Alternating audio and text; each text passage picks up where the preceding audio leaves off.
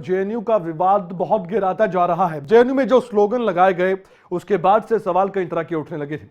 सवाल तो यह भी था कि जेएनयू में ये स्लोगन किसने लगाए, वो जांच भी चल रही है। वीसी का रिएक्शन आया, कई पार्टियों के नेताओं ने अपनी प्रतिक्रिया दी थी और उसके बाद तो सोशल मीडिया पर भी एक ट्रेंड सा चल पड़ा था और ट्विटर पर भी ये ट्रेंड चलने लगा था। लेकिन इस वक्त की एक बड़ी खबर आपको बता दें, अब हरियाणा के कृषि मंत्री जेपी दलाल का बयान सामने आया। जेएनयू में ब्राह्मण बनिया समाज को लेकर जो विवादित टिप्पणी लिखी गई थी उसको लेकर उन्होंने अपना बयान दिया है। उन्होंने कहा कि इससे बेहतर है कि जेएनयू को पर रोक लगानी चाहिए। देश का शिक्षा बजट खर्च होता है जेएनयू पर। जेपी दलाल ने यूनिफॉर्म सिविल कोड का भी समर्थन किया है, लेकिन बात हम जेएनयू की यहां पर कर रहे हैं और साथ ही उन्होंने कई बातें कही हैं, खुलकर बोले हैं जेपी दलाल। एक बार फिर से बता दें कि उन्होंने कहा कि एक देश एक कानून होना चाहिए। ये सिविल कोड की बात है, इसकी हम बात नहीं करेंगे, हम जेएनयू की बात करेंगे क्योंकि वो बहुत बड़ी बात उन्होंने कही है। उन्होंने कहा है अपनी ओर से जेएनयू पर सीधे सीधे कि ऐसे संस्थान पर रोक लगनी चाहिए। विवादित स्लोगन पर उन्होंने अपना बयान दिया है।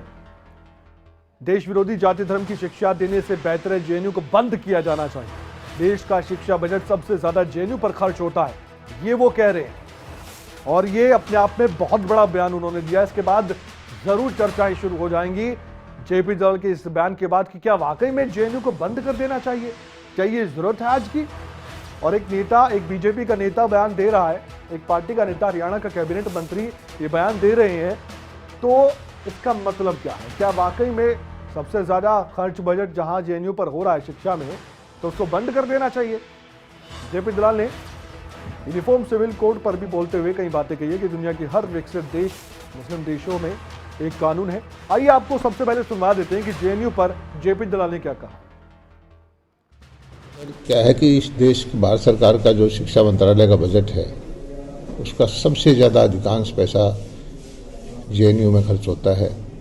ये एक अकेली ऐसी इंस्टीट्यूट है जिसमें 10-20 रुपये में भोजन मिलता है, 150 रुपये में रहने का कमरा मिलता है और लाखों रुपए उस पर प्रोफेसर को सैलरी मिलती है।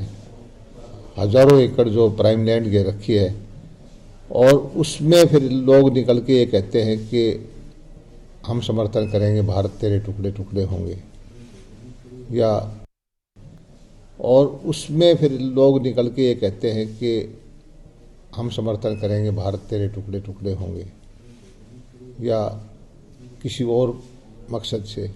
ऐसी शिक्षा देने से तो अच्छा है कि ऐसी शिक्षा ना दी जाए, ऐसी इंस्टीट्यूट ना ही चले। तो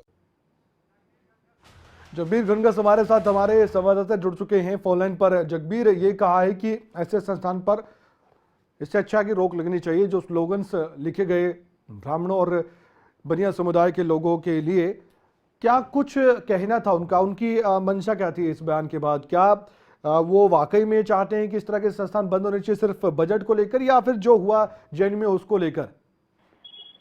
जी कमल, निश्चित तौर पर जिस प्रकार से जेएनयू बार बार विवादों में आते हैं, वहां पर जिस प्रकार के नारे लगते हैं, स्लोगन लिखे जाते हैं, ऐसे में इस प्रकार के जो विवाद वहां पर खड़े होते हैं, इसी को लेकर हरियाणा के कृषि मंत्री जेपी दलाल ने आज अपना पक्ष रखा है। जेपी दलाल का कहना है कि देश का जो शिक्षा बजट है सबसे ज्यादा जेएनयू पर लगता है, बावजूद इसके जो है वहाँ पर इस तरह के विवादित नारे लगते हैं, देश को तोड़ने की बात की जाती है, समुदाय विशेष के खिलाफ जो है वो स्लोगन लिखे जाते हैं। उन्होंने कहा कि इससे अच्छा है कि ऐसी शिक्षा बंद होनी चाहिए और ऐसे संस्थान पर रोक लगनी चाहिए। कहीं न कहीं उनका साफ संकेत है, इशारा है और वकालत है कि जेएनयू को जो है वो बंद किया जाए, ताकि जो शिक्षा का बजट है वो भी बचे और इस तरह की देश विरोधी जो शिक्षा है उस पर भी लगाम लगे। जी कमल, बहुत बहुत धन्यवाद। एक बार फिर से हम दर्शकों को सुनवाना चाहेंगे हरियाणा के कृषि मंत्री जेपी दलाल का वो बयान। एक बार फिर से सुनिए कि जेएनयू को लेकर क्या कहा जेपी दलाल ने। और उसमें फिर लोग निकल के ये कहते हैं कि हम समर्थन करेंगे, भारत तेरे टुकड़े टुकड़े होंगे, या किसी और मकसद से। ऐसी शिक्षा देने से तो अच्छा है कि ऐसी शिक्षा ना दी जाए, ऐसी इंस्टीट्यूट ना ही चले तो अच्छा। और उसमें फिर लोग निकल के ये कहते हैं ऐसे इंस्टीट्यूट ना ही चले तो अच्छा है, ये उन्होंने कहा। और हमारे साथ हमारे संवाददाता भी जुड़ने जा रहे हैं, आलोक भांडोरिया, उनसे हम बातचीत करेंगे इस मसले पर। ये पूरा मामला क्या है ये जानने का उनसे ही प्रयास करेंगे। एक बार दर्शकों की जानकारी के लिए आप बता दीजिए आलोक क्यों ऐसा बोलना पड़ा हरियाणा के कैबिनेट मंत्री को, एक बीजेपी नेता को, कि एक इंस्टीट्यूट चल रहा है, शिक्षा को लेकर चल रहा है, शिक्षा को आगे बढ़ाने के लिए चल रहा है, लेकिन आज एक बीजेपी के नेता को लगता है कि इससे अच्छा तो ये इंस्टीट्यूट बंद कर देना चाहिए, ये इंस्टीट्यूट नहीं चलना चाहिए। क्या ये मामला था, एक बार दर्शकों को फिर से बताइए।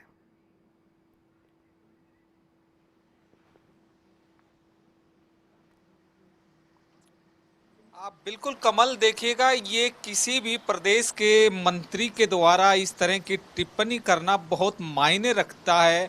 कई हिस्सों में ये मायने रखता है, क्योंकि जिस प्रकार से मेरी आवाज आप तक साफ पहुंच पा रही है। मैं आपको सुन पा रहा हूं, बोलिए आलोक।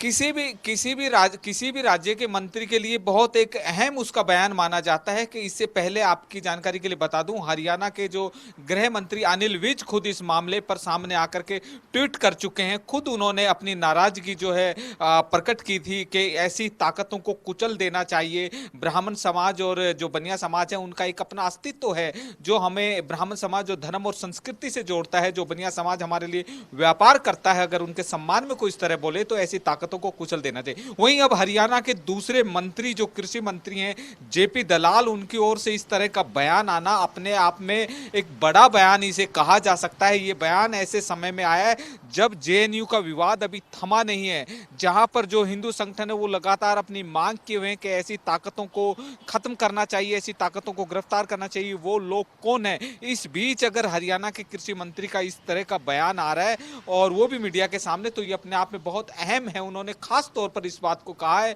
जहां देश का अधिकांश पैसा अधिक से ज्यादा दूसरे विश्वविद्यालयों से कंपेयर करते हुए, तुलना करते हुए उन्होंने कहा है कि जहां पर ज्यादा पैसा लगता है, जहां पर सस्ता भोजन दिया जाता है, आवासीय सुविधा जहां पर सस्ती हो, प्रोफेसरों की तनख्वाह ज्यादा हो, और वहां पर भारत विरोधी जो नारे जहां पर लगाए जाते हैं। हमने पहले भी देखा कि बीजेपी और लेफ्ट विंग है वो आमने सामने कई बार जेएनयू के मसले पर आ जाता है, और उसके बाद कहा जाता है कि वामपंथी ये ताकतें हैं जो इस तरह की बातों को बढ़ावा देती है। इस तरह के आरोप कई बार लगते हैं, और इससे पहले भी देखा गया है जेएनयू विवादों का अड्डा सा बन गया है। ये लोग कहते हैं जो जेएनयू के विरोध में खड़े होते हैं, लेकिन एक तबका ऐसा है वो कहता है कि जेएनयू एक ऐसा संस्थान है जो बहुत छोटे तबके से लोग आते हैं या गरीब परिवार के लोग हैं जो आगे बढ़ना चाहते हैं, उनकी मदद करता है।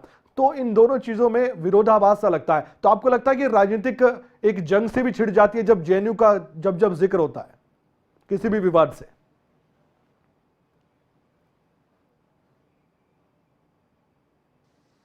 बिल्कुल कमल, इसमें कोई दो राय नहीं है कि बिल्कुल जो विवादों का अड्डा शुरू से रहा, वहां पर आए दिन विवाद होते रहे, मीडिया के सामने आए, सबके सामने वो विवाद है, वो विवाद किसी से छुपे नहीं है।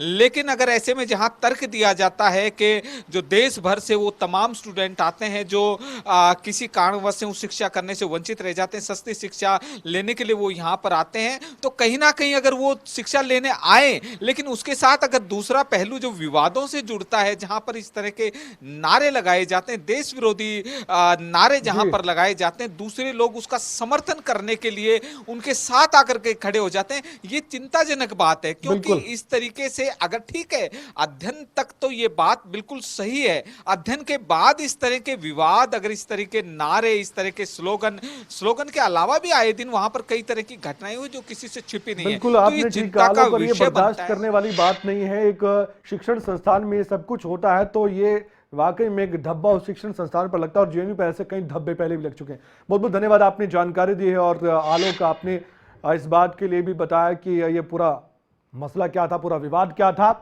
और हरियाणा के कैबिनेट मंत्री जेपी दलाल अगर ये कह रहे हैं कि इससे अच्छा तो ये इंस्टीट्यूट ना ही चले, ये बहुत बड़ा बयान है। क्या बाकी नेता इसका समर्थन करेंगे और विपक्ष क्या कहेगा, ये देखने वाली बात है।